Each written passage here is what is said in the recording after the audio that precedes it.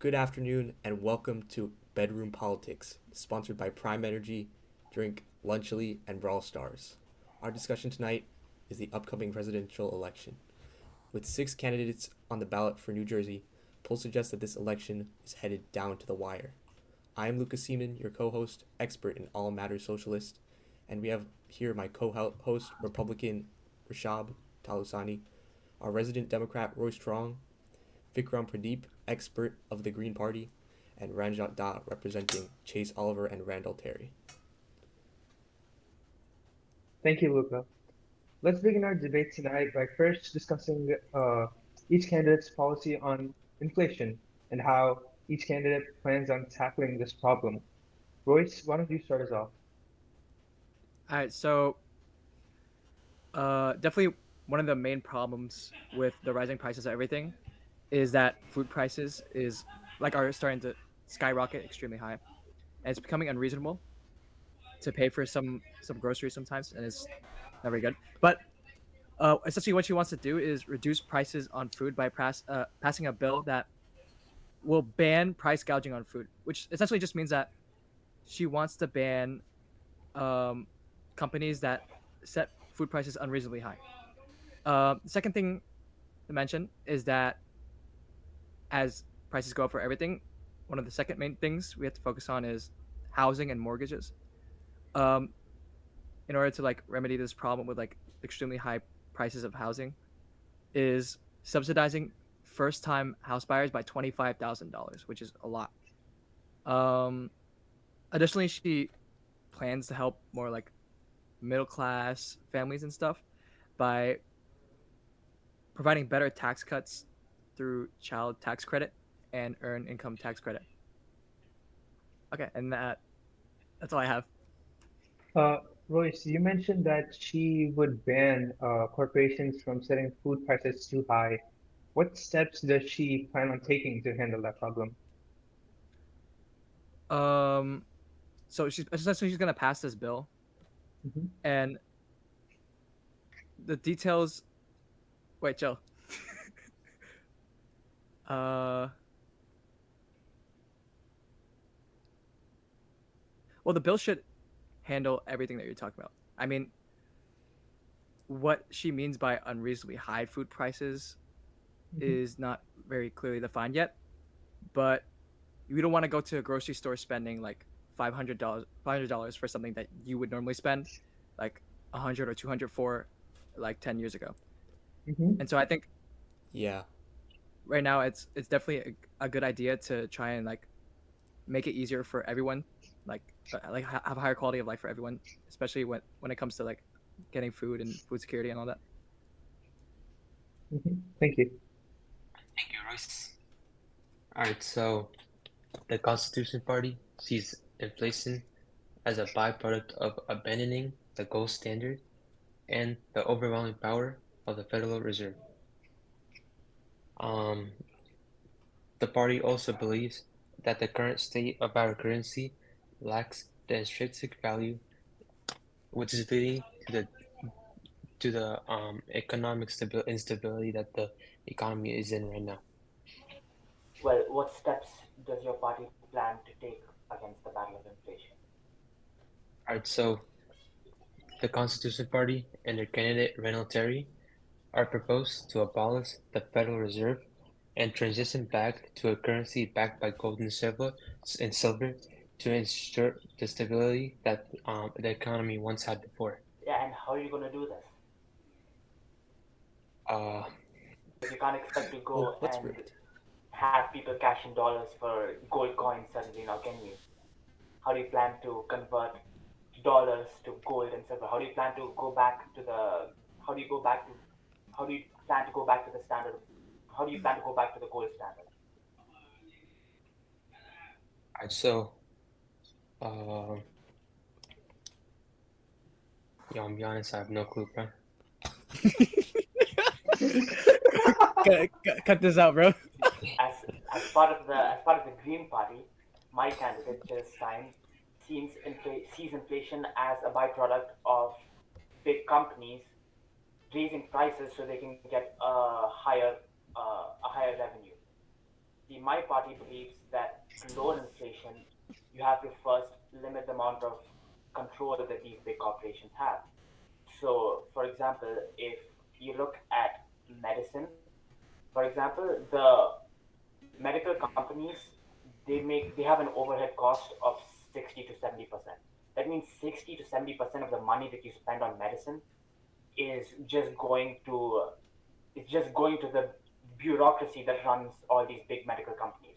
See, to handle inflation, you have to go to the root cause. You have to take out the root cause, and the root cause are big corporations spending our money to fund their own bureaucracy. And I believe this is wrong. This is completely wrong.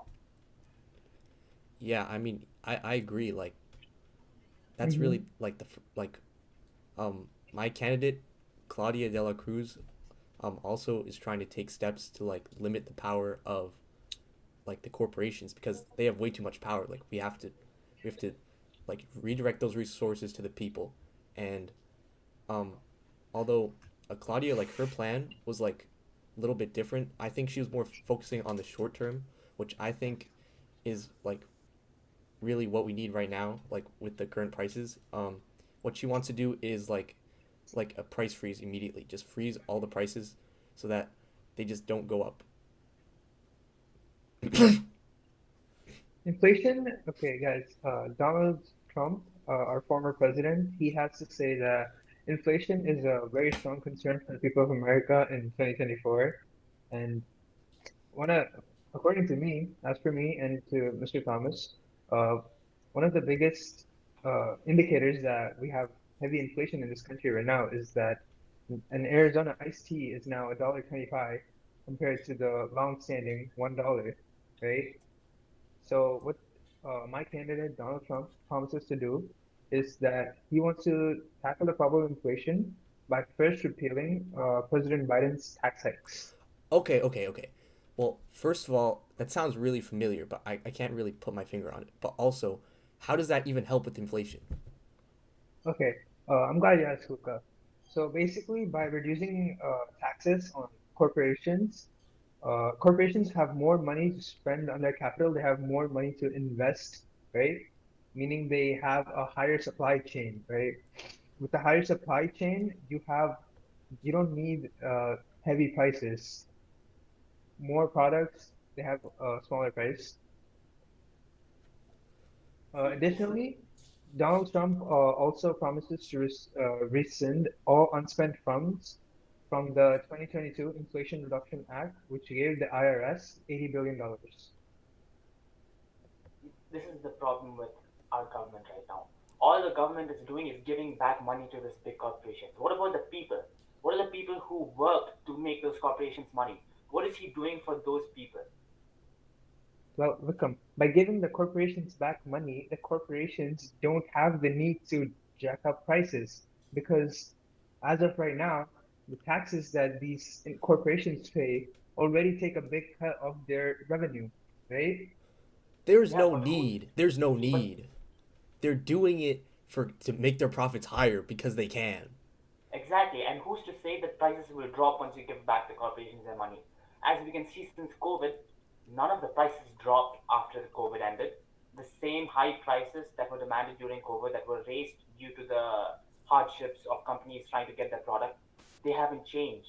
All that's happened, our companies are making money off the fact that prices have Vikram, my, raised after COVID. What is Donald Trump going to do about that?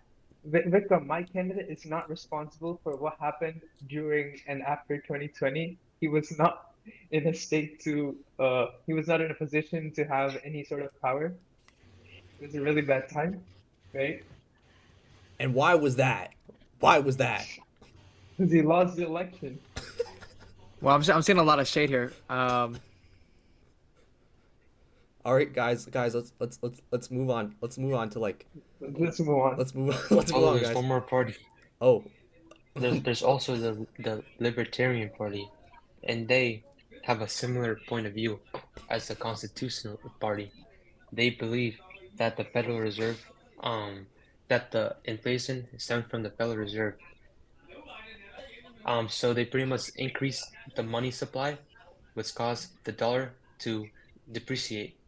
and losing purchasing power. And Chase Oliver proposes to auditing the Federal Reserve to increase transparency.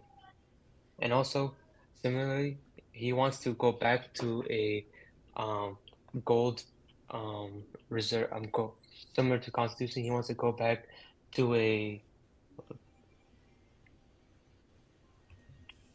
See, a I want to currency talk backed by about this. gold. You mentioned But that you want to audit the Federal Reserve. Why don't we talk about auditing the Pentagon? You know how many times did we try to audit the Department of Defense? There were 5 separate instances in which the Department of Defense actually tried to get private auditors to audit their expenditures, and all 5 times the private investigators failed to audit the Department of Defense. They couldn't find where 30% of the defense spendings went. 30%. And we spend half of our budget on defense spending. You know how much money is wasted on the Department of Defense when all that money could be used instead to help the people? What are we doing? I agree. What are we doing with our money? I think that's a question for Mr. Royce to answer. Well, I think it's unfair to undermine the fact that America is one of the powerhouses of the entire world, essentially, and we need, well, yes, we do need to allocate funding towards our civilians, but we also need to like upkeep our military funding. But Kamala is planning to reduce military spending in the near future as she becomes the president. But I don't think we should be, worrying too much about the Pentagon. Okay. On that note, guys, Ranjit had something Wait, to wait. say. I have a question, guys. Okay, so Royce, you're talking about how Ms. Harris is gonna reduce inflation with banning food corporations from increasing the prices to unreasonable prices, right? Uh, I would just like to know what the party has done so far under this administration, this term of administration, to handle inflation. Handle inflation. Yeah, so that, okay, what makes us trust that she can do what she's promised to do? Like, has she done anything? So many of her policies already stem from things that she's done during her vice presidency and Hmm. are still doing. Um, I think a lot of her job policy stuffs like to make um, obtaining jobs and supporting business owners like have already been implemented or proposed since she had her vice presidency. Um, I know that Kamala will continue to expand these policies and make everything easier for like middle class families and people in the United States to live. So I think we can trust her to like upkeep that. If that makes sense. all right. Thank you, Royce. I believe that is the end of our inflation policy section, unless anyone has further questions. No? Okay. So now we're gonna take a vote as to whose policy on inflation is best for the citizens of our country today. Um, please enter your votes.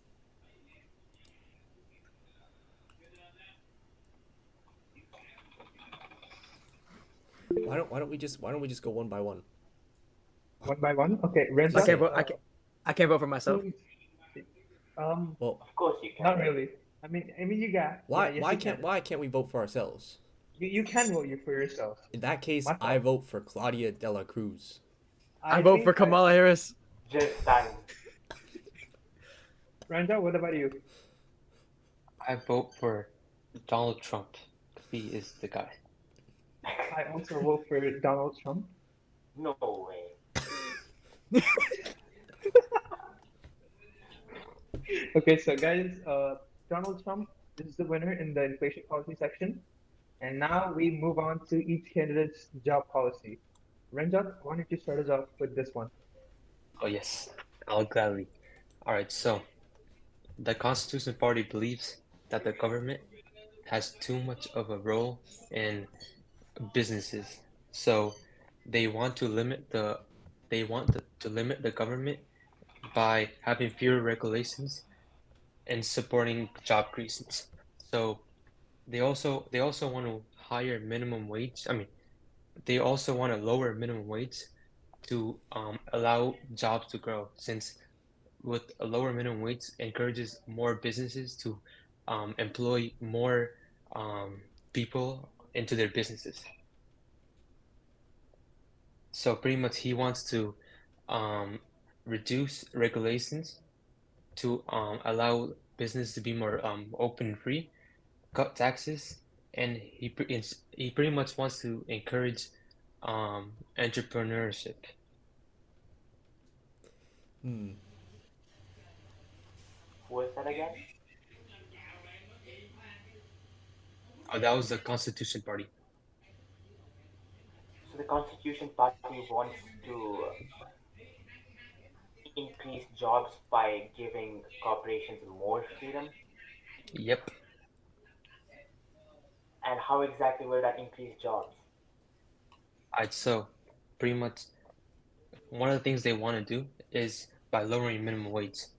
So pretty much that allows jobs, businesses with like limited budgets to um, employ more people, since they'll have more money in the sense, and like since they pretty much gain money from salaries. Wait, think. And So you're saying that your party wants the government to reduce the minimum wage?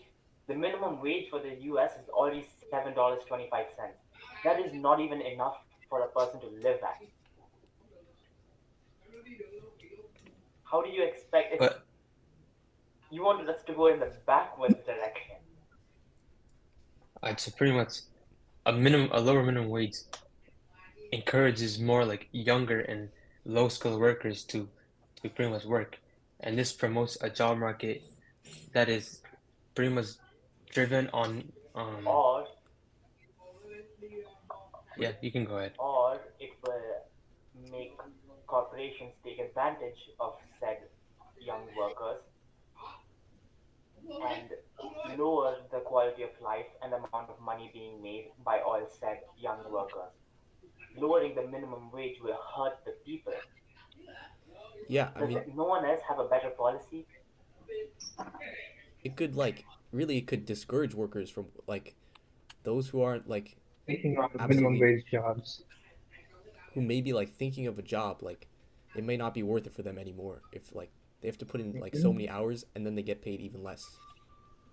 Especially given the fact that the manufacturing industry is moving away from the United States over the past 4 years.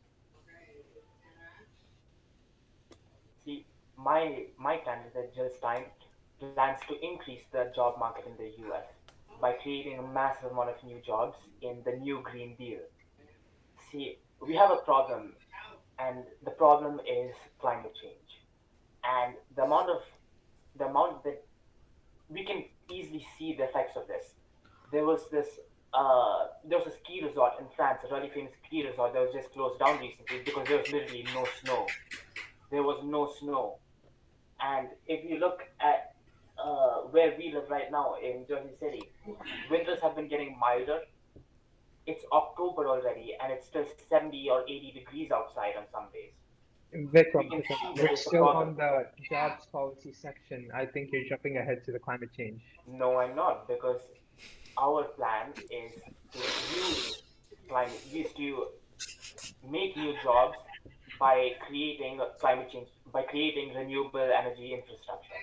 See, by creating the infrastructure to increase the renewable energy in the US, we will need workers to build the facilities. For example, uh, solar and wind generation facilities need a lot of building and construction. We can create 20,000 new jobs just from trying to increase clean energy in the US. Hmm. I mean, I yeah. agree with I Vikram. Uh, especially given. Oh, Luca, you can go ahead. No, no, you can go ahead. You can go ahead. Okay, thank you. So yeah, what Vikram said is true. We can generate a lot of jobs just from the manufacturing department of any industry that we want in the United States, given the fact that we have been outsourcing uh, a lot of jobs in the last 5 years, 10 years. A lot of jobs have been going out of the United States, especially from the manufacturing industry. So, what my candidate proposes to do is to bring back that manufacturing industry to the United States and bring back a lot of jobs to the United States under the America First policy. So, what he also plans to do is to extend the 2017 Tax Cuts and Jobs Act. Uh, He's talked about reducing corporate tax from 21% to 15%, but only for companies that make their products in the United States, domestic production, that is. Uh, he also made a rule that people paid less in taxes, meaning that they got to keep more of their paycheck. And this rule is set to end soon. I'm pretty sure. I'm not sure about the exact date, but I know it's about to end pretty soon. So hmm So what my candidate basically is trying to do is that he wants people to pay lesser taxes so that they have more money from their paycheck to spend. And another major point of their policy is that they want to bring back the manufacturing sector to the United States, thereby creating a lot of jobs. So Kamala's policy is actually kind of like a little different from that. Oh, Instead of lowering corporate taxes from 21% to some lower rate, she actually wants to raise it to 28%. And I guess this ties into in, inflation and rising costs as well. But the fact that she wants not only more people to have jobs, but also people who are already higher income to pay more taxes, and in return, this might help. This is gonna help the economy in the future. So some other job policy things is she vows like on the first day, if she were to be the president, that she wants to end unnecessary degree requirements for federal jobs, so more people can get jobs without a 4 year like college degree. And I think she had some emphasis on going to more like vocational, more like technical training schools instead of like a formal 4 year university. Additionally, people she wants to raise taxes on those over making over $400,000 per year. So essentially, she's trying to make it better for people in the middle class and the lower class. And for smaller businesses, she wants to give a $50,000 tax reduction to each small business. And yeah, that's okay, it. okay. How will this like directly create jobs? How will this affect jobs? How will this affect jobs? Well, first the removal of like unnecessary degree requirements for federal jobs, like it just makes it a lot easier for one people to get hired, and also for employers to find more laborers as well. Um, for corporate jobs, this might be like worse for them, but for the economy, it's probably gonna end up being better because corporate jobs would like make more money on average, anyways. Which is why it's better to tax them so that the government has more spending. So Okay, your candidate's I policy is to abolish higher education. That is not what I'm saying. I'm essentially saying from federal jobs specifically because she still has an emphasis on vocational schools and technical training schools, but it's also unnecessary degree requirements. So not all degree requirements are being removed from jobs. It's like obviously oh you can have a mayor run without knowing the law and stuff like that, but maybe some more like um, lower tier jobs in the government could have more laborers involved. If that okay, makes sense. Royce. I Well, this isn't sorry. gonna like help create more jobs. This just allows more people to be able to apply for those jobs. It's like add more jobs to This like the doesn't pool of necessarily jobs. create the So jobs itself. why I think Claudia de la Cruz is better is because she will create infrastructure projects. So like just major infrastructure projects, and we need people to build those, right? We need a lot of people, and Of that's for course. sure going to create jobs because it's by the Mm-hmm. government. It's not You're not really making it up to like a private company or entity to like create those jobs given the opportunity to Yeah. with funds. So Mm-hmm. with infrastructure, we're like she's basically forcing more jobs into the market, which um, that will increase the job pool, and also as we're gonna talk about later, it can also help with our sustainability efforts as well. So See, how are you going to pay for all those jobs? how are we gonna pay? We're gonna pay. Okay, I'll get into that. But what I'm saying is we're gonna take the top corporations and we're gonna we're gonna dissolve all of them and we're gonna use their funds to pay for the jobs. I'll get into Mm. that later. Wait, Royce, so I if have we a have question for you. Uh, you said her policy was to increase taxes on corporations from, what was it? Uh, 21 to 28. 21 to 28, right? So doesn't this necessarily incentivize major corporations to offshore their production units Hmm. to countries where taxes are lower so that they can have better profits? Because big corporations, as Vikram stated before, they're always trying to make a bigger profit of their own. So they'll definitely try to move their manufacturing unit into a different country. They're going to offshore it so that they have less taxes to deal with. And in turn, that can actually like cut off a lot of jobs from the already very minor manufacturing department in the United States.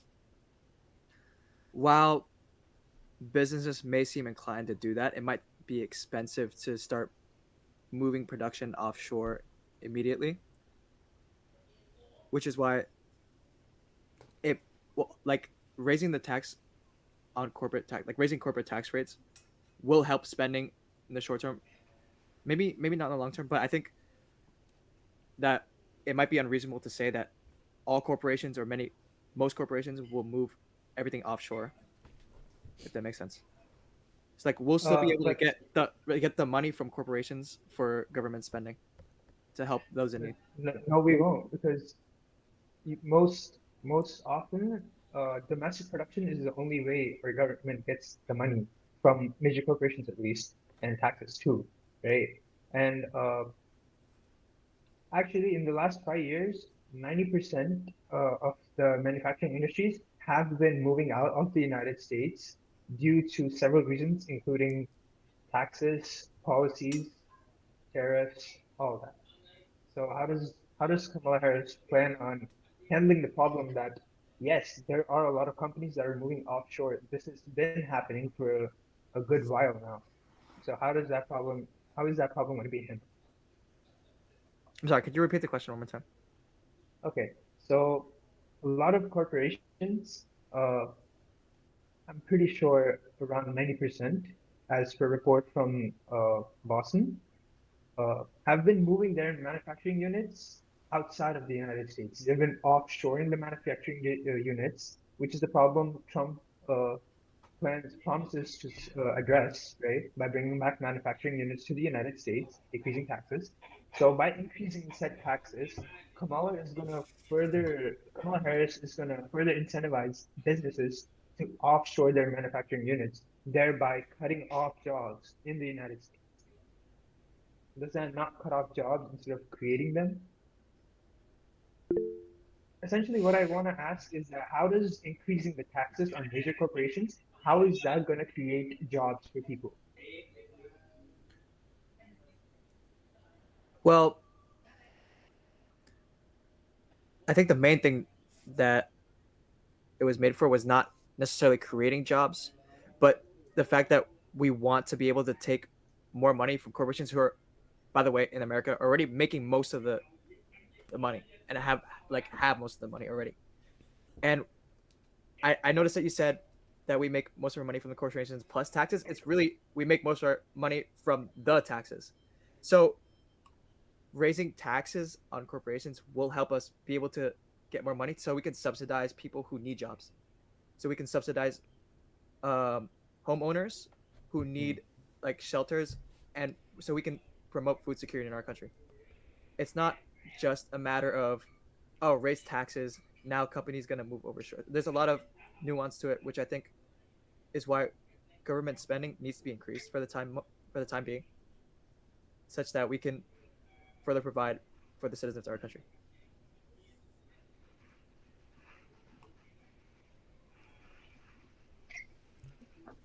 All right. So I don't think we're done with every candidate, are we, Ranjot? Oh, I have one more candidate. So, my good friend Chase Oliver and the Libertarian Party believe they want to limit business regulations. So pretty much this would lower costs for small business and entrepreneurs. So pretty much this allows for them to be like to have more money, and this with that money they can either hire more people or the business or pay their employees more to to let them have a better life. And and as well as with these regulations, they also want to reduce taxes for similar reasons. For the business to have more money to either hire more employees or increase the wages of the employees they currently have. okay. So wait, what exactly you said they're going to reduce regulations on businesses, right? Yep. So what exactly are those regulations? Like what? I'd so pretty much any regulation that like so they pretty much they want to lower any regulations that like they want to limit the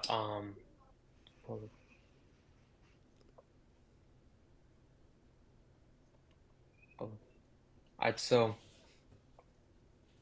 to since they're complying with the government with these regulations, with having less regulations, this allows businesses to have more money in general.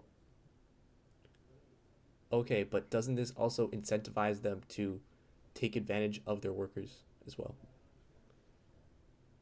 Well, there still are going to be regulations that are most likely gonna stop business to just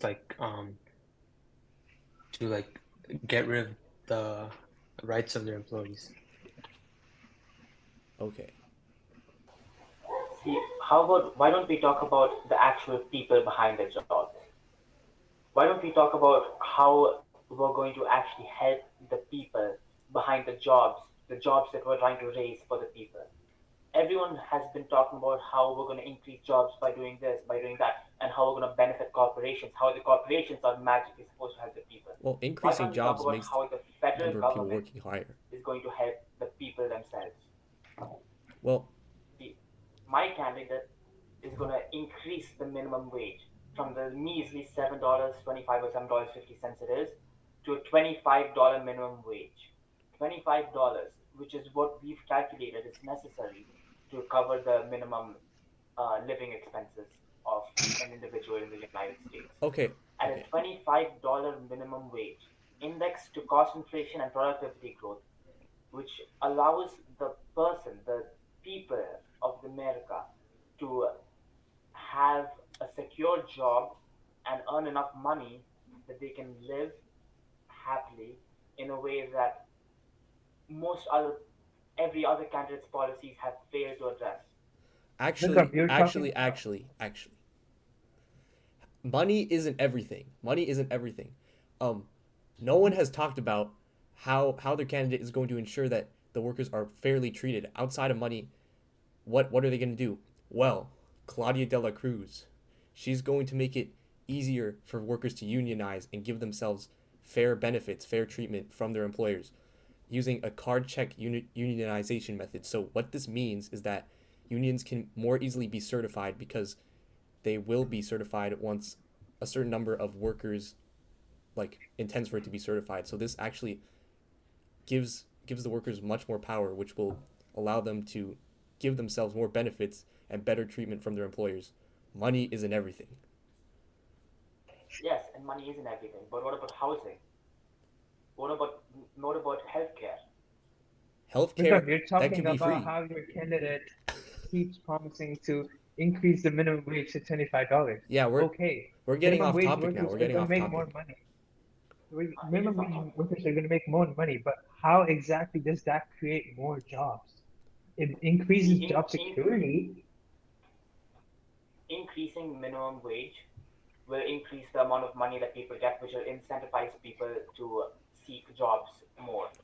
And we're gonna get the money to pay for more jobs through, as I said before, the new Green Deal, where infrastructure development will cover the cost for for new workers.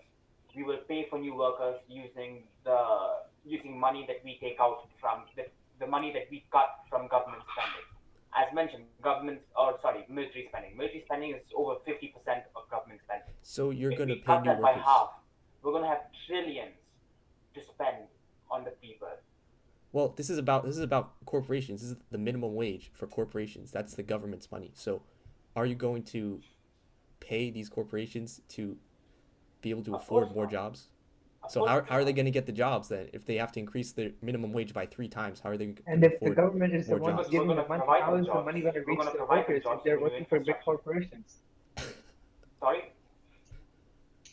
You mentioned that the government will be giving the money to the workers themselves, but how is that going to work if these workers are working at minimum wages at big corporations? You clearly stated that you will not be handing your money over to big corporations. So No, how do you? the corporations are going to have to pay for minimum wage, and we're going to increase jobs by creating new infrastructure projects and recruiting or hiring a lot of people, hiring over 20,000 new employees. Oh, sorry, employees. See, what's your candidate going to do? My candidate? Yeah, Yeah, he's going to bring back the manufacturing sector to the United States by first reducing tax policies on big corporations, right? Big corporations have actually been moving out of the United States. It's called outsourcing. They've been going offshore Who to says have, this is going to make them employ more workers? exactly. this is going to make them You're employ just workers putting more because money in their pockets. More money, we're they're getting putting, richer and richer and we're getting poorer and poorer. how does that make us get poorer and poorer, Luca? I You're want you to distributing elaborate the on that. wealth because now how is the government going to have the same funding that it had before with the higher taxes? They won't. Well, that is because And now there's less this benefits for policy the is people because only they going to can't affect afford the it. people, affect the corporations that are already domestically producing in the United States. How will it If they're affect the domestically people? producing, We the people. That was the first three words of the Constitution. How this country should be about the people. How will this affect the people? How will this help the people? well, by reducing the taxes on big corporations, they have more money to invest in their own infrastructure projects. When they have more money what else are they You going to you do see with you that money? mentioned they, They're not gonna, us. They'll You pocket it. mentioned They will pocket it. they'll profit it. How do they profit? They profit off of because it you by gave it making to them. You investments in their gave them the projects. money. They have Yes, no yeah. incentive to provide to the people. See, Their interests you're are they're Their serving only their own incentive to provide to the interests. people is their own profit. They make profit through their investments and projects. With more money in their pockets, they make more investments to profit more. No. See, you're trusting big corporations too much. See, what my platform plans to do is to take it directly, get the jobs make jobs on a federal level, make it so that the federal government is paying for the jobs, so you don't have to rely on big corporations' plans and false statements that they're going to create new jobs. We don't trust big corporations. Look at their track record. Exactly. The government is designed to serve the people. That's the point of the government. Corporations are designed to serve themselves.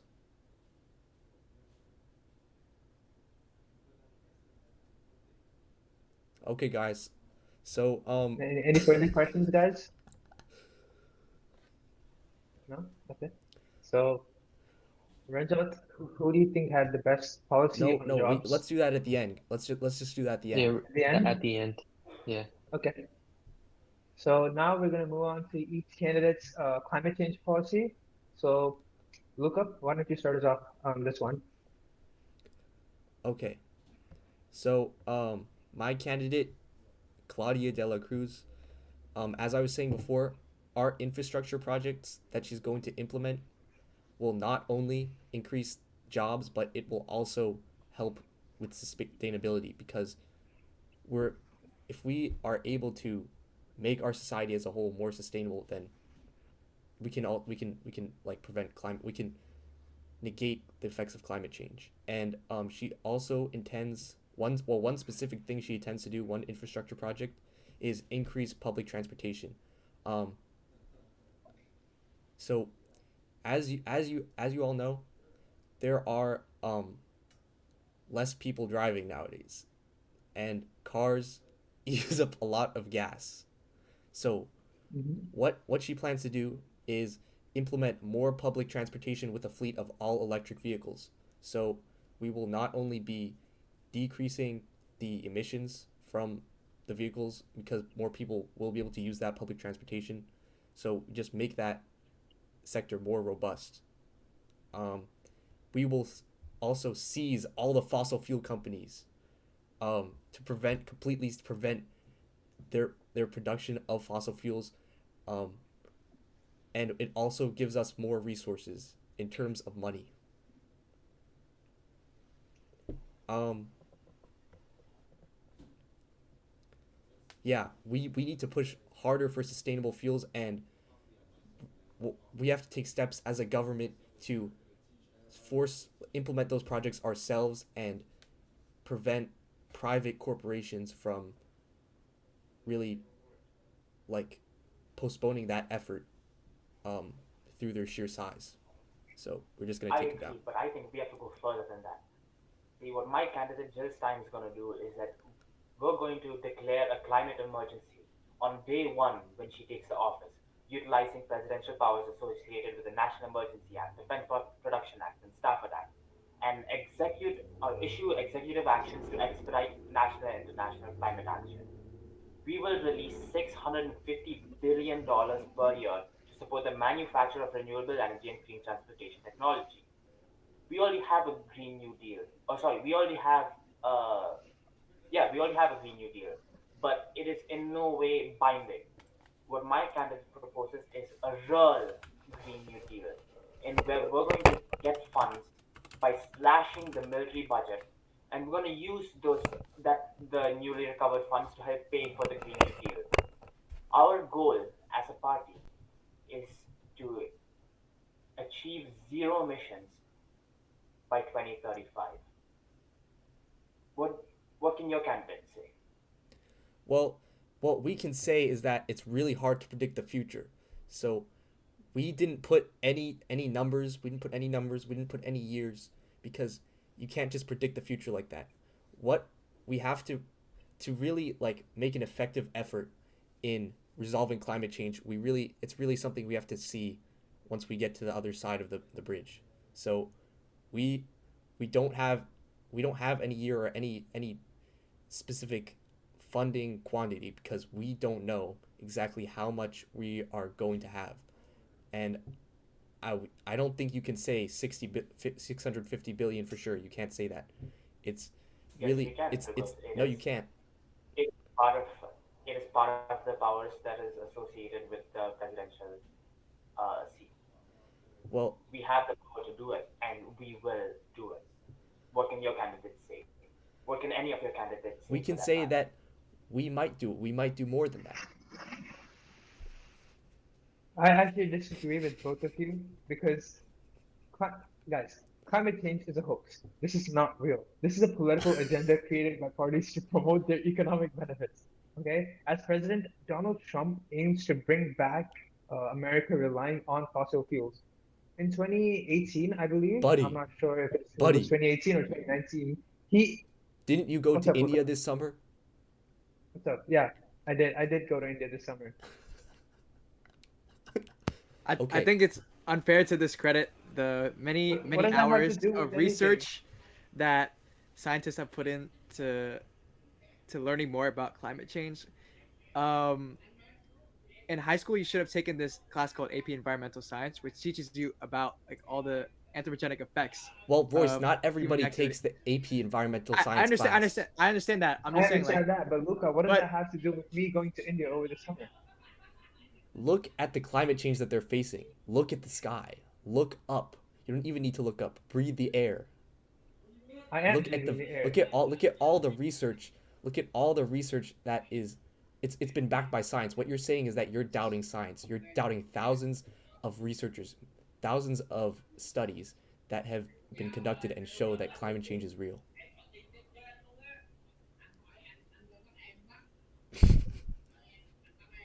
Okay, so I think we all have the consensus that it's real now, right? So Yep. what Kamala Harris is essentially planning, well, she already has policies in store.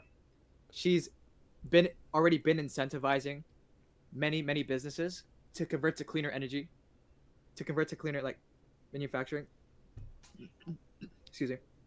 And she's already been investing in cleaner energy in rural America and different types of technology, investing in all this stuff. So she's just gonna essentially continue doing what she's already been doing. We know that since she already has all these types of tax cuts and incentives to produce more cleanly. We know that I think she's reliable in the sense that we know she already done this. She can, she'll even be even better when she's the president. I'm just saying. All right. So my candidate, my candidate, Randall Terry in the Constitution Party, wants uh more of the state to take on this climate change problem. So he wants to repeal the Clean Air Act, which lets the state government decide on what laws should be passed in their specific state. Because as we know, climate change problems in California are not the same as climate change problems in New Jersey. So this allows the laws to be more specific and more effective in the state that they are in. He also wants to promote nuclear power and other alternative energies that are safer for the environment through private investments.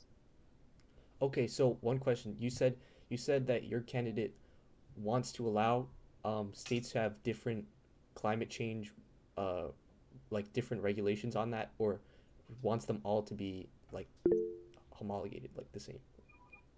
No, he wants so pretty much the Clean Air Act is an act that so pretty much by getting rid of the Clean Air Act, this allows each state to have their own regulations on climate change. Okay, well, my question to you is, how can you ensure that all these states will have like reasonable like climate change regulations? Like, what if, what if some states it is becomes much like they have less more lenient climate change regulations and companies begin to produce there and thus affect the climate like more. How I do you agree. ensure that climate change like regulations will be sufficient in all states? It needs to I be controlled agree. by a central body. Climate change is a global problem, not just a national, not just a statewide problem. How do you expect that a single state on its own will have sufficient policies? All right, so pretty much each state is unique in the sense of what's wrong. Like each state has different needs for their climate. For instance, Florida, which has more wetlands, would need more would need more regulations on their on their wetlands and the increase in sea levels and all of that. While in like Colorado, they would most likely be concerned with their wildfires since that's the main problem they're dealing with. So pretty much each state would tackle problems that are unique to its area. But climate change is a problem that we all need to tackle. So, like for example, just because Seattle has nice air, your candidate is basically saying like we can afford to pollute it more. Wait, what do you mean by that? Like we there should be like climate change is an issue everywhere. It's an issue everywhere. So it should be something that is regulated by the central body, by the government. No, but then what states taking control of their climate state regula with their climate regulations, this allows for the climate change policies to be more effective in that area. How Since But how But can you ensure that they pass effective climate change um, regulations if you don't control all of them yourself? Because we trust the people of the state and of America. You can't trust the state. We need a central regulating body to ensure there's too many variables here. If we have one law, it's much easier to ensure that that law is good.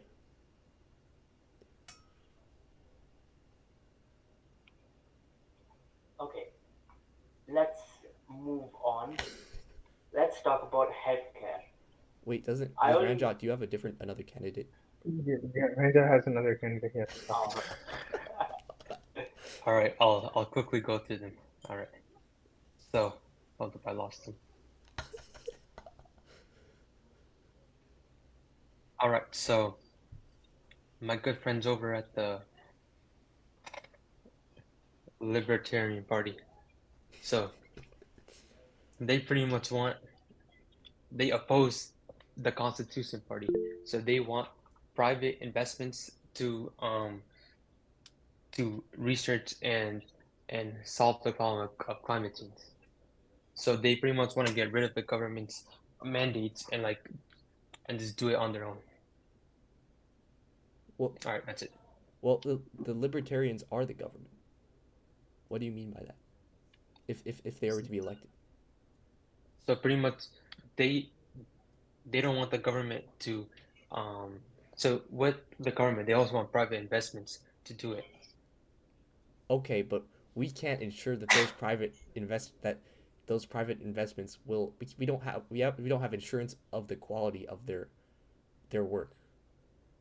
How can we, and we can't ensure that they also have the best intentions for the people. That's why it's best that the government controls everything, and it's also less of a hassle to have one law. Uh, if the Because the government has the interests of the people first, not not profits. With private investments, these companies don't have to deal with government regulations, you know. They don't have to go through the hassle of the government, you know. Yeah, But if they don't go through any regulations, we can't ensure that they actually did a good job. amen. We just have to trust them. Okay, guys. okay, let's move on If to that is the end of our, oh, Luca, we have a question? No. no. Let's just move on to healthcare. Okay, if that is the end of our climate change policy, I think, yes, this is the end of our first session of the podcast. Please join us back after the commercial break. Good evening and welcome back to Bedroom Politics, sponsored by Lunchly, Prime Energy Drink, and Bolsars. Now we move on to each candidate's healthcare policy with economics as the main viewpoint. Uh, I'll start us off on this one. So, as president, Donald Trump aims to remove Obamacare. So, what he does by removing Obamacare is he eliminates how heavy government interference is with healthcare because healthcare would be far cheaper if the government fostered and regulated competition among smaller private healthcare providers, and he also wants to let people choose cheaper basic insurance plans without all the extra services required by Obamacare. Because Obamacare has very heavy prices on healthcare, including a lot of extra services as the people are billed. And he believes that this would help young and healthy people save money. Okay. I do agree that healthcare should be cheaper, but what I'm having trouble understanding is how will like handling giving private companies the responsibility of healthcare make it cheaper. If anything, if if they have these plans you're talking about, that means that they have multiple options aimed at getting like the most money out of people. And when really healthcare should be a right for everyone. Well, not exactly giving corporations the full freedom to do whatever they want with healthcare prices. He specifically said that uh, he wants to regulate and foster small private healthcare companies. he wants the government to be regulating how the private companies work with their healthcare, but he doesn't want the government to be working on the policies and the prices themselves. Okay, He well, wants the private. okay. Let me tell you. Tell me what you think about this. What about Mhm. the EpiPens? What about the pharmaceutical companies? Like now, has the government like been regulating these companies effectively? Look at the price of health of EpiPens here versus in, or like the EpiPens are hundreds of dollars. Like it isn't going to be effective to let the government regulate. It isn't going to be as effective to let the government regulate private companies as it is for the government to just be providing the cheapest services that they can for the people. Cheapest or free. It should be free actually, because healthcare should be a right.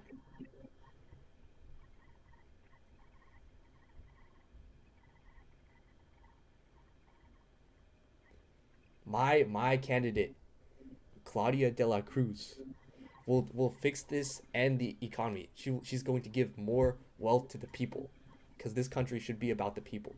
So she's going to make healthcare a right for everyone. Free healthcare everywhere, all around. The top She's going to take down all the top corporations and reintegrate their wealth into the government, and she's going to use this wealth to pay for everyone's healthcare. Free healthcare. And now there's no greedy corporations to take control over the people. She's also going to cancel debt from medical bills, um, and that as well as student loans and bail bonds, like and what this will allow is everyone can get access to completely free healthcare, no matter like what their condition is, no matter no matter the severity of their condition, no matter what, everyone gets free healthcare because it should be a right. Being healthy is a right. I agree that Okay, as a I have a question representative. for Mr. Luca before Vikram, before you talk about your candidate. I have a important question for Luca. Okay, so you're talking about how healthcare is supposed to be free, right? How exactly does the government plan on funding free healthcare? That's Because what I was saying. By taking down all the top corporations, all the top 100 biggest corporations, taking all the top agriculture, 100, okay. yes, all of them, all the agriculture businesses gone. Now the farmers have all the control. Um, all the pharmaceutical companies, boom, it's all the government now. Everything is government because the government has its best. The government's best interests are the people. That the best interests of private corporations is the bottom line. Okay, so We're a you're socialist party after all. suggesting that, yeah, you're suggesting that by taking down 100 corporations in every sector, the government is going to be able to successfully not only shut them down, but also seize their money because that's the money you plan on funding the Because we're free the healthcare. government and we Okay, can make up those jobs. It doesn't mean all their services are gone. They're still going to have jobs. But we're just taking control of them so that we can ensure that they don't take advantage of the people. See, I agree with him, but only to an extent. I don't believe that all corporations should be absolved into the dissolved into the government. But I do believe that medical corporations, especially healthcare corporations, overtax the people, and it's the people that they're supposed to be looking after. See, we spend so much money on healthcare and insurance, and at the same time, we shouldn't have to. Healthcare should be a human right. Healthcare should be one of the fundamental rights. Following that idea, my candidate Jill Stein plans to make healthcare free for everyone at the point of service. This means that if you have a healthcare issue, then when you go to a medical facility, you don't have to pay for the service. You don't have to pay to get your arm fixed if it's broken. You don't have to pay to stitch a gaping wound. You can walk in, get your health care service for free, and walk out. What this means is that the people have a less lower financial burden. They don't have to pay as much. They have more money to spend as they want, and they don't have to worry about medical insurance and paying for the healthcare and preventative service. It's all subsidized by the government in the sense that As I mentioned before, medical corporations, 60 to 70% of their money of the revenue that they receive are overhead charges. They go to fund the bureaucracy that keeps medical companies going. If if and that's according to a study by I don't know. If we can reduce, if we eliminate that overhead cost by subsidizing medical and healthcare corporations to the government, then we can essentially reduce the price of healthcare by 60 to 70%.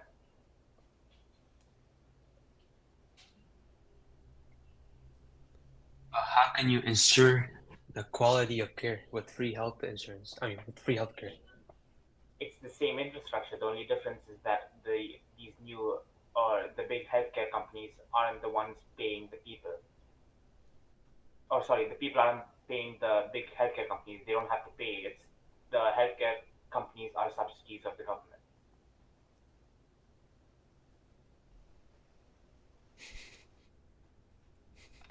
It's essentially like Obamacare, except Obamacare is too restrictive.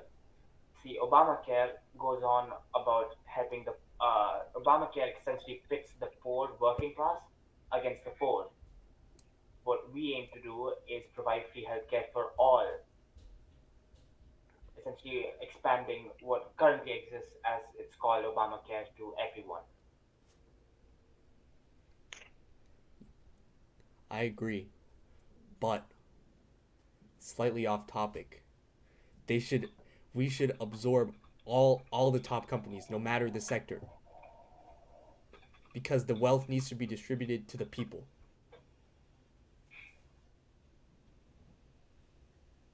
All right, so my boys in the Constitution Party believe that government should play a minimal role in healthcare. They believe that we should abolish the Affordable Care Act. Alright, so the reasoning behind this is that by wait, hold up. By getting rid of by getting rid of government in healthcare, they believe this will allow more healthcare providers to be available to individuals in the country. So with more providers, these providers want the most individuals to be with their company, which allows for lower prices and also allows for improved quality of care. And with like in many countries with free healthcare, um, good quality of care is lacked in these countries.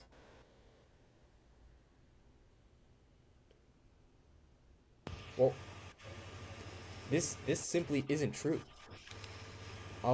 Many of the other all of the other first world countries actually have much better healthcare systems than we do. They at least have access to healthcare at all. For some, it's too expensive. They can't even get healthcare in this country, and that's why it needs to be completely free. And this might be slightly off topic, but I just want to clarify something. As part of the Green Party, it's not that we want to abolish healthcare companies and take it into the government. We just want to abolish the bureaucracy, the healthcare bureaucracy, and transfer ownership of massive healthcare corporations into public ownership. Essentially, we're changing all private healthcare into public. All healthcare is in the hands of public Excuse companies me. rather than private insurance and private healthcare companies. Yes, I agree.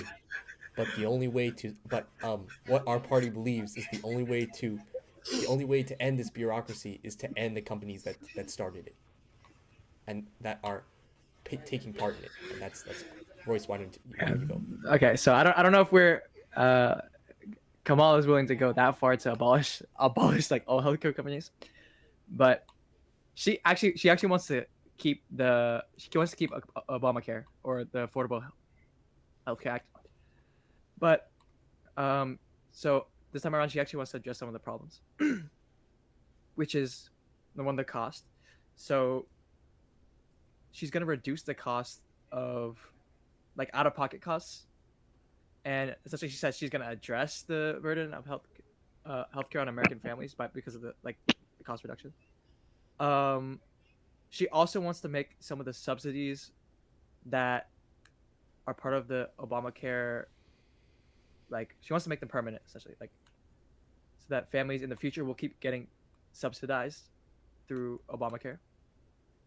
Um, I think she also said that she wanted to remove healthcare off the credit reports, like expensive, medical debt off the off credit reports. Sorry.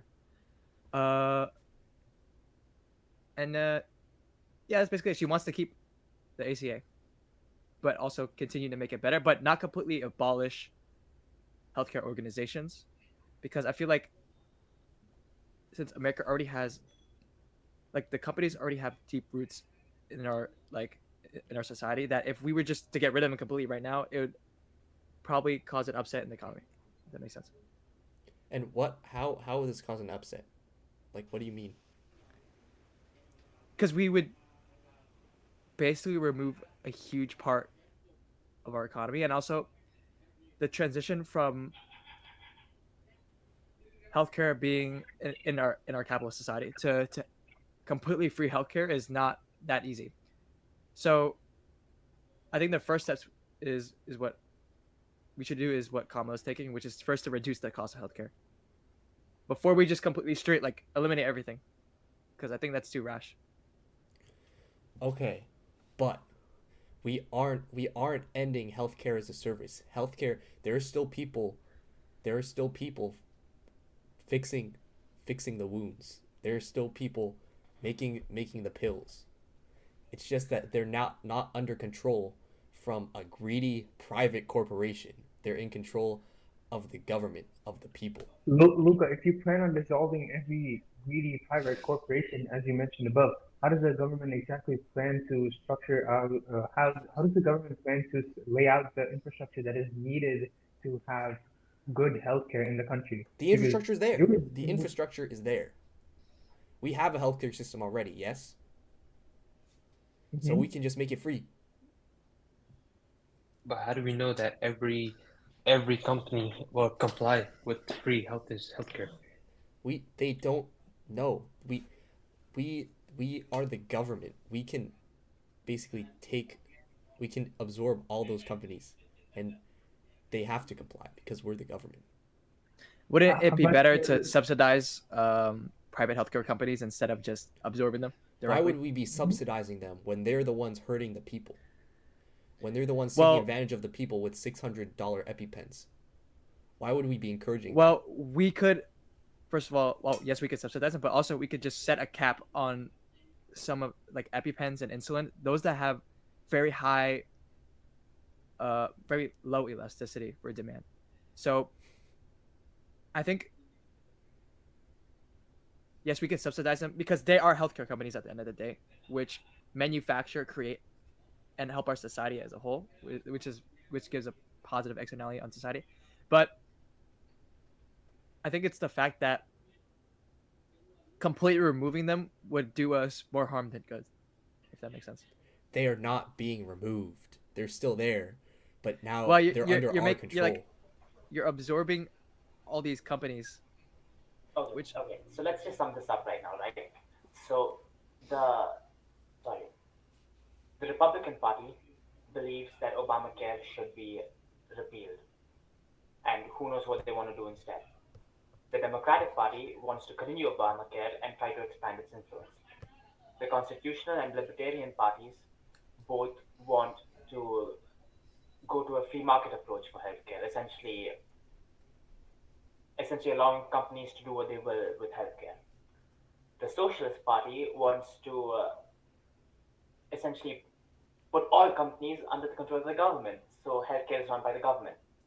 And I just want to end off and say that my party, the Green Party, is the best because Obamacare doesn't apply to everyone, and all we want to do is apply Obamacare or allow Obamacare to extend to everyone instead of the small extension that is promoted by the Democratic Party.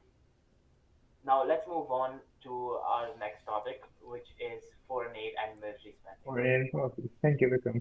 So, Luca, why don't you start us off on the foreign aid policy uh, section of this debate? Okay, okay, okay.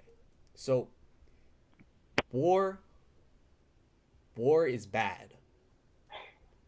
We Agree? need to stop getting involved in so many wars. We're doing is Hmm. causing harm. All we're doing is causing Yes, conflict. that's correct. So what we need to do is stop sending military shipments to countries. We're doing is adding gasoline to the fire. All we're doing is like I agree with we're you, Luca. contributing to the conflict when we shouldn't be. We should be, if anything, we should be trying to make peace, and or That's we correct. shouldn't. And with things that don't involve us, conflicts don't involve us, we shouldn't get ourselves involved. So with Taiwan and Israel, we should stop sending resources. We should stop supporting them, like with everything. We should stop like with our military. We need to we spend way too much money on the military. It helps. We spend trillions of dollars. We spend so much. We spend more than any other country. And for what? For and we use it. We don't even use it to defend ourselves because we have no conflicts.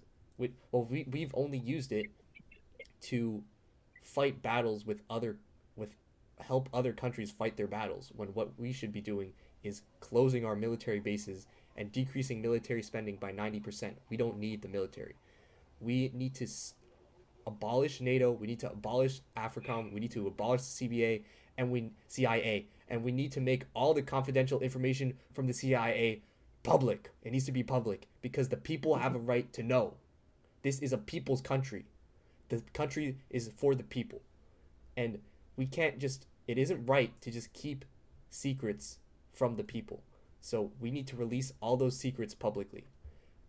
We shouldn't be putting sanctions on other countries because um, I'm going to get into this later. This is contributing to the immigration, the wave of immigration, um, because we are all we're doing is taking advantage of those companies. We're abusing them in a way, and we are just making their economic situations worse. We're just putting a burden on them. So, yeah. Look, while I do agree that the United States needs to decrease its involvement in wars across the world, I do not. I strongly disagree that we need to disclose all private and confidential information that our security has to the public, because you can't exactly trust every single person in the public. The government officials who are to be trusted are part of the CIA. Yes, So So what what do you're you saying is what that are the information you is gonna people do? aren't to be confidential for a trusted. reason. All What are you information cannot gonna be do? public. Luca, you can't leak your SSN to the world and say, "Oh, it's That's public not what we're information for the doing. That's public to not what we're know." doing. That's not what we're doing. Then what exactly are you doing? That would be ridiculous. We are Then what leaking exactly are you CIA doing by documents releasing? such as See, what You're will you do, leaking not Rishab? in SSN. terms of What does SSN. your party do, Rishab? What does your party do? What does my party do? Okay, Donald Trump, as okay, you guys might or might not know this, but in the 21st century in the United States, Donald Trump's presidency is the only presidency under which there hasn't been a major conflict anywhere in the world. Yes, there have been several wars in this 21st century across many countries, but 2016 to 2020 is the only presidency term in which wars have not been started. Yes, take Biden's administration. And what happened? What What has he? happened immediately after What he has he? left? After he left, Biden started sending money to Ukraine to fund their war. He hasn't tried to stop the war. He's been funding them. As you stated, America is getting involved in military conflicts across the globe that they do not need to be involved in. He is sending billions of dollars to Ukraine and Russia to fund their war. He is fueling that war. That war does not need to be fueled. Okay, while I do admit Donald Trump has not stated a clear plan to end the Ukraine-Russia conflict, he has given us the assurance that he will be ending that war swiftly. Which, How? but the Biden, I just said he hasn't disclosed any information on how he plans to do Okay. that. He Okay. hasn't said anything, so I don't exactly know. Unlike the Biden administration, which has failed to end this war for years and years, this war should not be going on for these many years, and it's only going on because of the because of the funding that the United States sends to Ukraine. Yes, and also Biden has been extremely uh, easy. He's been going easy on the countries involved I'm in not NATO. supporting Biden. I'm supporting Claudia de la Cruz. Okay, I'm not gonna lie, Luca. I do not know much about Claudia de la Cruz. All I know is that the Biden administration has failed to solve this Ukraine-Russia problem in the last 4 years. In his entire presidency, he has not succeeded at any point Okay, to but solve this So Russian-Ukraine how? what problem. does Kamala Harris's platform have to say about this? About foreign aid. About the wars and About the about foreign aid? Russia-Ukraine war and how your administration has failed to solve it. Uh, so Ukraine situation. We're kind of going about it the same way we already have been until something develops more. But I think we're still providing funding for them. For Israel, their aid may be conditional depending on the actions Israel takes. However, most likely will not decrease like their aid. Um, we might give Palestinians civilians more aid. Though this all depends, I think. Um, Don't you generally, think? her yeah. What's up? Don't you think that, okay, first for the Russia-Ukraine policy, you've said that your party is going to continue what you've been doing to see if something else happens, but clearly it has failed ever since the start of this war because funding this war hasn't stopped it. It's only fueled it. You also mentioned that you will be giving, uh, your party will be giving humanitarian aid to Palestine while also funding Israel unless they take severe action. Uh, so how exactly do you plan to resolve this conflict by supporting both sides of this war? Does that not necessarily just fuel the conflict and prolong it instead of putting an end to it right there? Okay, so for the first question, which was about Ukraine versus Russia, um, Hmm. it's kind of hard in that situation because Russia is has such a massive military and it's such a huge country that without getting directly involved, I mean, the NATO, the UN, like we already set a bunch of sanctions on Russia, and like basically crashed their economy in the beginning of the war. But without getting too directly involved, we can't really help too much without going directly with war, directly into war with Russia itself, and basically causing basically it's going to be World War III and nuclear warfare in the end, which is not what we're trying to go for, especially when we're trying to progress as a society. That's just going to lead to the death of everyone. Um, as for prolonging the war, it's kind of hard to say because for your second part, because without having one side completely crush each other, if the United States, one of the military superpowers of the world, just provides all the money to one side, it's not going to end up very well for the other. And also, we don't necessarily want one side just destroy everyone on the other. I feel I don't know if it's like how you're phrasing it, like prolonging the war. I think that's unfair to say.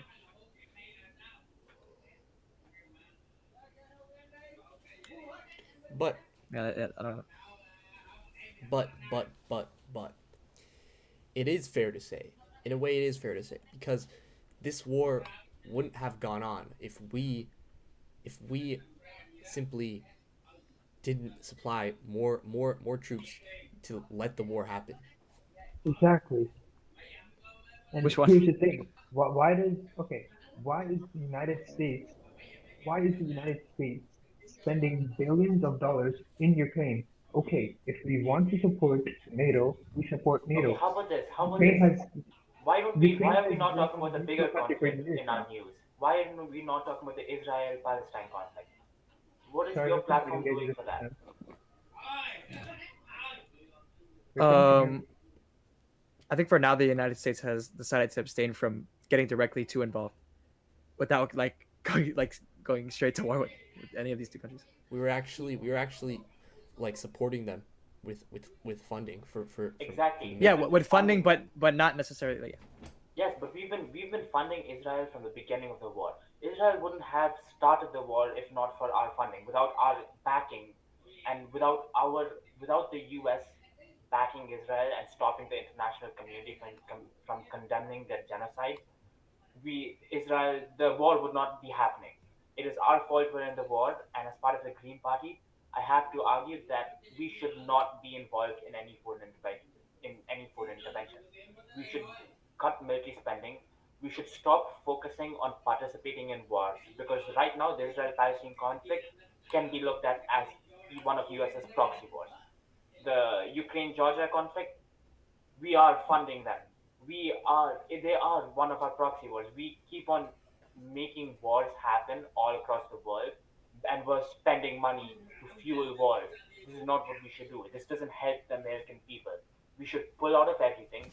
We should focus on diplomacy, not military spending. We should stop sending money to Netanyahu, and we should focus on what we have. We should focus on our healthcare. We should focus on our education. We should stop spending so much money on the military, and we should stop spending so much money to help terrorists and dictators fund their wars.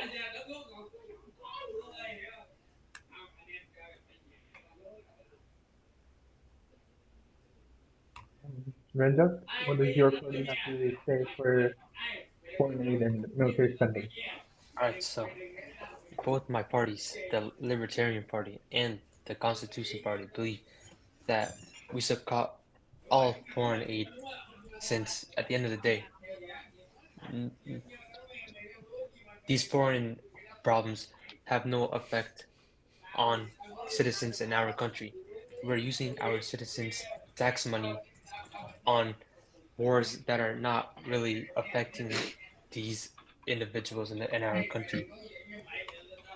And instead of using their tax money on foreign wars, we could use it on uh, other aspects such as education, infrastructure, and healthcare.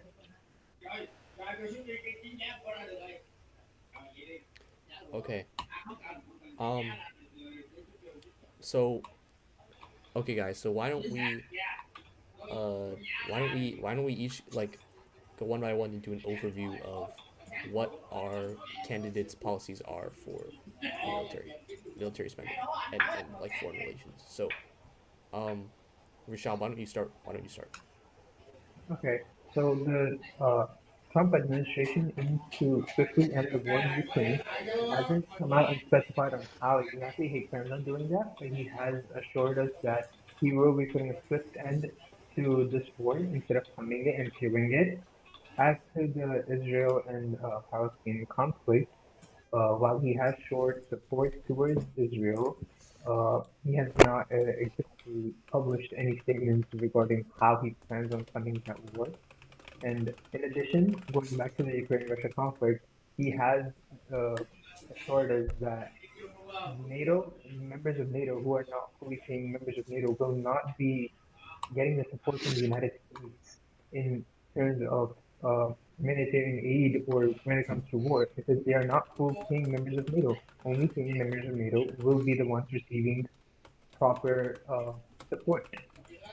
And yes, that is about it for foreign aid policy for present time. Royce, why don't you carry it on? Oh, sorry. Can you repeat that one more time? My internet just like Uh, yeah, Kamala Harris's short overview of foreign aid policy. foreign aid policy. Just a short overview. Well, I guess the overarching goal was just to basically stop Russian and Chinese expansion and just the economic support our allies. Like that's as simple as that, and keep military like funding to countries in need, so we can stop terrorist threats. Luca? Um, I think I'm just gonna cut this part. I'm just gonna cut the overviews for time. Okay. Uh, Yeah. Hey, Okay. aren't No, we no, no. done There's with it? immigration as well. There's I six. swear yeah, it we have isn't there. immigration that It's not on the presidential election 2024 econ edition assignment. Wait, yeah, it is. yes, I yeah. swear it isn't. Hold on. There's only five things: inflation, jobs, climate Oh, change, it healthcare. isn't. What? It's Oh, not there. oh, did he remove it then? Because immigration isn't exactly economic policy. We're just supposed to talk about economics. We will argue Oh, he about must have Georgia, removed it. Russia. Okay, okay, He okay. probably So removed it. starting in like 5 seconds, I'm gonna cut this whole part out and then let's just do overview of everything then. Yeah. Okay, five, Okay. 4, 3, 2, 1. All right, guys. So that's the end of our of our episode. This is the end of our second part of our episode on the policies of the six presidential candidates on the New Jersey ballot. So now we're just gonna do a brief overview, and then we're gonna vote for who has the best policies. So, Rashad, why don't you start us off?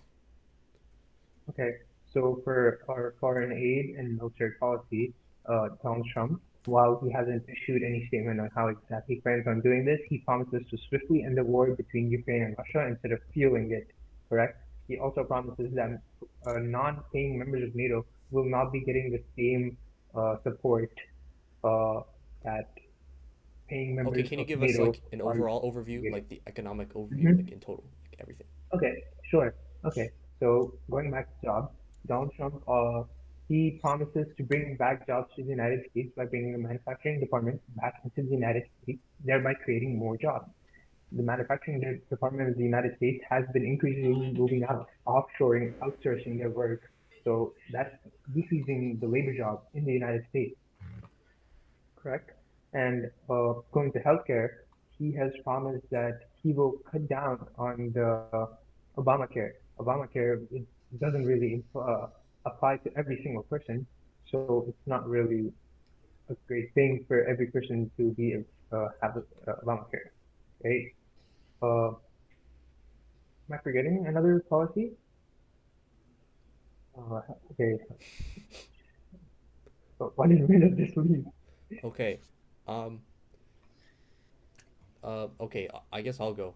So Claudia de la Yep. Cruz, of the Socialist slash Libertarian Party. Um. Really, what she thinks is we need a strong government because the government is for the people. We shouldn't be letting private companies. The private companies have had like too much power for too long. So what we need to do is we need to end them. We need to take over them, and the government can do things that will directly benefit the people. So we can create infrastructure, create jobs. We can end inflation with a price freeze because now we have control over everything. Um, we can't let the disparity of wealth become too great because it's been really great for like a couple decades. So we need to tax all income above 10 million. We need to the infrastructure projects will also help with our global issue of climate change by helping us with sustainability. We can add more. Wait, okay. In terms of economics, we need to make healthcare free. We need to give free services to the people. Um, we really just have to, like the farmers, for example, as well. We need to give them more power by absorbing the agribusiness companies, and we need to cancel debt for the people. We need to do everything has to be in the interest of the people, because we're trying to lower the price of key goods while providing all the services to the people that we can. Um, we should also not be getting involved with other countries. Um, like in terms of conflict, we should not be fueling their conflict. We should not be doing economic sanctions because that is just putting economic burden on those countries and leading them to immigrate here. So, um, really, overall, we need to give more power to the government so we can let the government control all the central services and ensure that they have the people's best interests in mind.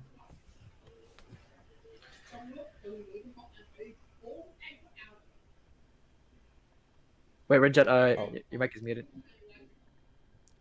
okay. Thank you, sir. Vikram, do you want to go next? Oh, No, I'll let Ranjit go next. All right, so Okay. Oh, my bad. for the Constitution Party, they want to stabilize the currency by reducing government spending and try to return back to the gold as the reserve for the government. And lib, the Libertarian Party, they aim to fight inflation um, by getting rid of the Federal Reserve and letting the market control the economy. And for jobs, the Constitution Party, uh, they pretty much want businesses to run American jobs. So they pretty much want to get rid of government regulations and allow businesses to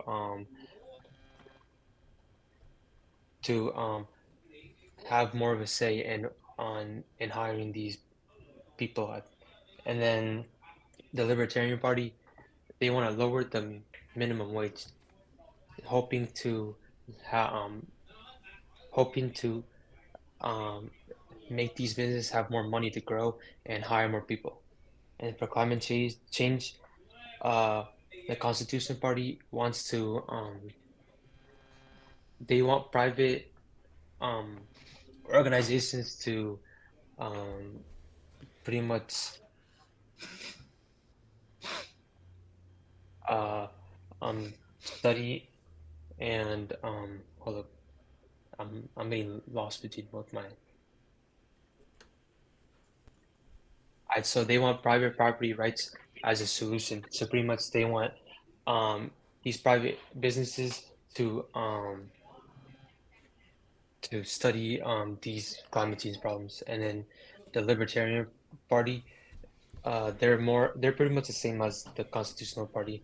And for healthcare, both these parties want a like pretty much a free market healthcare system where there's minimal government involvement and allow the people to choose what healthcare they they want to what healthcare they want to be with. And then for foreign aid, they want to minimize um, how much foreign aid goes out to other countries, and they want that money to stay within the country and help other parts of the government. Thank you, Ranjot. I believe we're just left with Vikram. Am I correct? Wait, actually, Royce. I should go. I should go before Vikram. Okay. Okay. So this is an overview, right? So I guess the main thing that I'm seeing that Kamal wants to do is just reduce costs for a lot of things, so that people can afford them.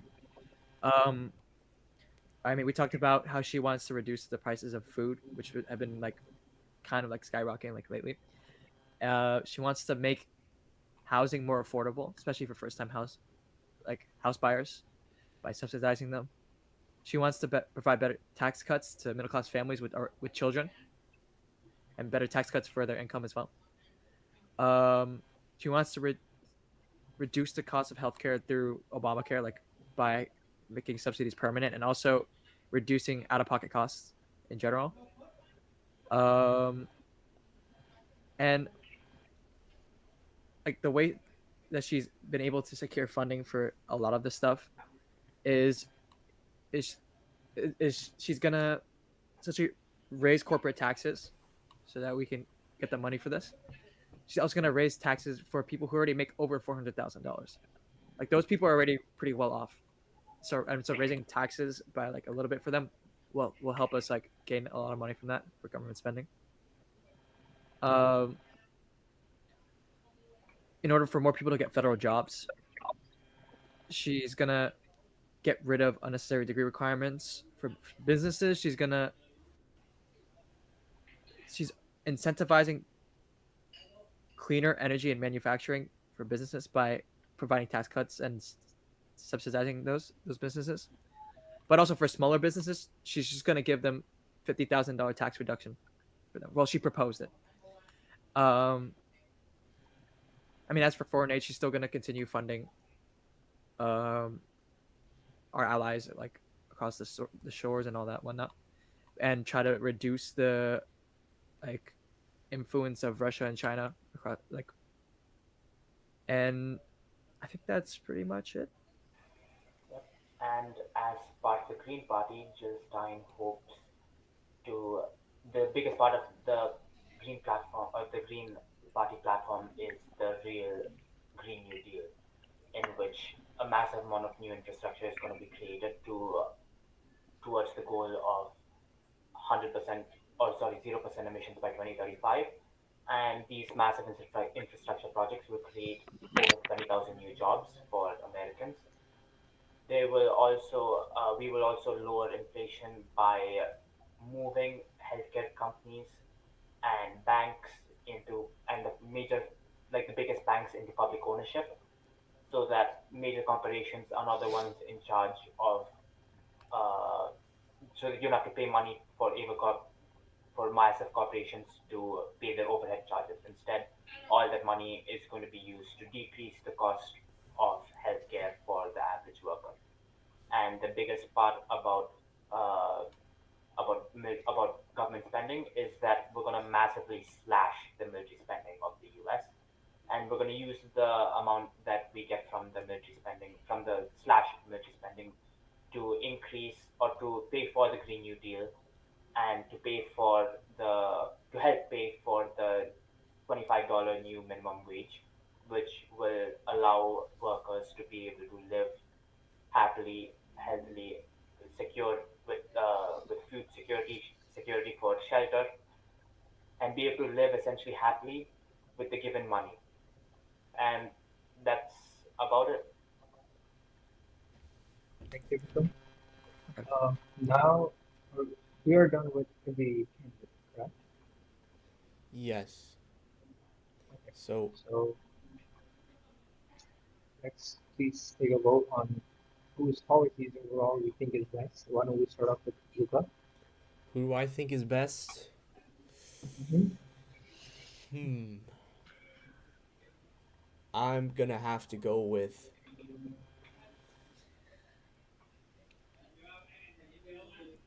honestly, I'm gonna have to go with Jill Stein. Her policies are very similar to Claudia de la Cruz, but what I found that I like more is that her Green Deal is a lot more specific and detailed in how it's going to accomplish like the goals of sustainability. Like both these candidates really have very similar goals, but Jill Stein seems to have a better understanding or idea of exactly what she's going to do to achieve them. So that's why I picked Jill Stein. That's why I voted Jill Stein. Um, I have a question. Does Ranjot get to vote twice as he's representing two parties? Yeah, yeah. Okay, Ranjot, why don't you go ahead and tell us your vote for both parties? Right, so I will vote for Jill Stein because the Green Party has they care about the citizens of America. They put them first. So I believe that the party that leads America should always think about the citizens, and Jill Stein does that. So you got both. Yeah, both votes on Joe Stein. You gotta use the other one for. For someone else, oh, for the other one, You don't I'll have to. use it. Fine. The other one goes to Luca for calling me a sheep. Or Why is that? Why is that? because he called me a sheep. Okay. Okay. Royce, who do you vote on? Myself, I vote for Kamala Harris. Economic That's policy. Okay. Vikram. What about you? I have to say, I must vote for Jill Stein Why is that? Why is that? What because, convinced you to vote for her today? to be fair, the Democrats are trying, but they just aren't what they used to be. The whole point of the Green Party is to try to be what Democrats failed to be. Okay. What about Rishab? My vote goes to the best president we've ever had, Donald Trump. Okay. That's because um, that is solely due to his foreign aid policy alone is something that makes me vote for him. Um, he plans to swiftly end the Ukrainian war. Not only that, but it is a true fact. It's only under his administration in the 21st century that there haven't been any major wars anywhere in the world because of how he handled international affairs. So I would have to vote for Donald Trump on this debate.